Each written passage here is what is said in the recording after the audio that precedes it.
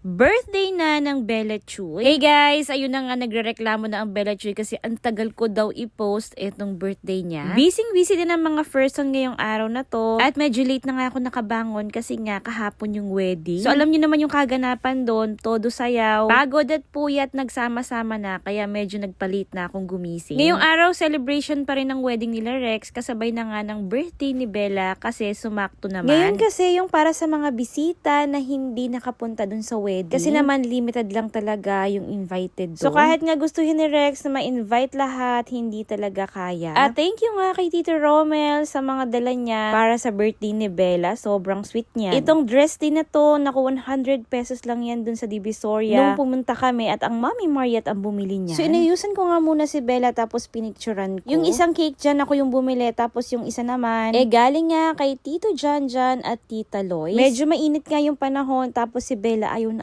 niya magpicture. Napilit ko lang talaga kasi nga nagagalit na din ako. Pero tingnan nyo naman ang face card ng bata. Hindi ko na din talaga alam kung saan ba nagmana ang batang ito. Aba syempre sa akin. So dahil nga galing Korea ang Tito Romel, may dalang headband na hindi namin alam kung anong ibig sabihin pero sabi niya, ang nakasulat daw dyan parang hey today is my birthday. So alam niyo naman ang gusto ng mga bata. Gift lang talaga at mga games. Hindi pa naman ako nakapag-ready ng games kaya naman nung tinanong ako ni Bella kung meron daw ba akong na-ready. Sabi ko wala, kaya teary-eyed na agad ang baget. So ang ginawa nga namin ni Yoti, pinasayaw na lang namin yung mga bata. Dahil alam nyo naman na sa stop dance pa lang, masaya na yung mga yan. Nakakatuwa nga dahil si Mia at si Raven grabe sumayaw. Alam nyo ba kapag nga ganitong palaro, hindi maintindihan ng DJ kung ano yung ipi-play nila. Minsan nga kasi ayaw nila yung tugtog. Maya-maya naman, bring me na yung pinalaro ni Yoti. Kaya naman ang pawis ng bagets ay lagkit-lagkit na. Nahugot din nila ang mga lola at pinasayaw. Aba, ang Mami Arlene parang umuugang kawayan lang. Aba, ayun natin, hindi rin magpapatalo talaga ang mga lolo. Bakit nga ba ganun ang sayaw nung una, no? Nakataas yung dalawang kamay. Luging-lugi si Papa. Paano ba naman siya na yung pinasayaw tapos siya pa yung may prize para sa mga bata? Pati tuloy mga matatanda, nakisahod na rin. Medyo malikot din ang camera natin kasi naman ang Ate Kate, humihingi din. Hindi ko tuloy alam kung nabigyan siya, Ate Kate. Kung nabigyan ka, comment down below. So, eto na nga yung pinakahihintay ng Bella Chuy. Sabi ko sa kanya, i-open na niya yung mga gifts niya. Iba talaga yung saya ng mga bata sa mga regalo. Kaya gusto ko talaga kapag nagbe-birthday si Bella, kahit ilan lang yung regalo na yan, basta babalutin ko at maso-surprise siya. Thank you din sa mga nagmamahal kay Bella, na nagbigay ng mga gifts at syempre, hindi lang sa mga nagbigay, doon na rin sa mga bumate at syempre yung mga nandito. Kasi sabi ko nga kay Bella, mas importante pa rin yung presence nila. Ang mahalaga ay mapasaya natin ang Bella Chuy sa kanyang birthday. Thank you everyone sa support. Sa mga hindi pa nakapag-follow, please i-follow nyo na po si Bella. At patuloy kayong manood at suportahan ang ating Bella Chuy. Follow and share. Bye!